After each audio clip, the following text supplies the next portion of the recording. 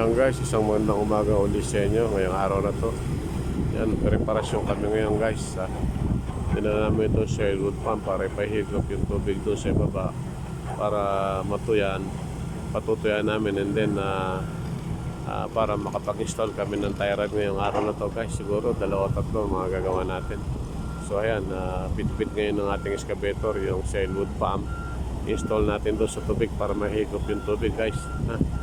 And then after na mahigop, prepare natin yung platform, and then bubutasin natin yung hole ng connection, and then ibababa natin yung tie rod para makapang-install na tayo ng tie rod guys. Meron tayong 2 tie rod set as guys ha. So tingnan natin kung kaya ng 3. Ayan.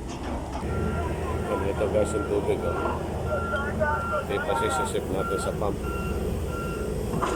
Yan, pagkasip-sip niyan, piprepare na natin yung butas, and then pwede na tayo mag-install ng tie rod. Yan yung kabila naman guys. Siyempre nare-repelay lang natin mo. Yan guys, yan ang muna. So ipasisip-sip muna natin yung tubig para mapag-prepare tayo dito sa sulat.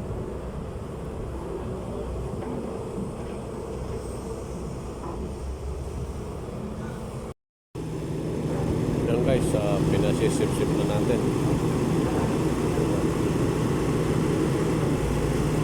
So pag natuyo yan,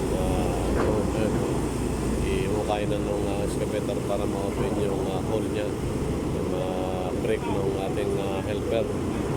Yan, yung elevation ng hole, i-excavate na itong excavator. Yan guys, konti ng sumubig natin, sinisip-sip ng ating pump. Ayun na yung pump natin guys. Ayun na yung pump natin. Malapit na patuyo guys. So ayun, update na kayo mamaya pag installation ng ating tie rod guys ha. So for the meantime, ito yung ating preparasyon.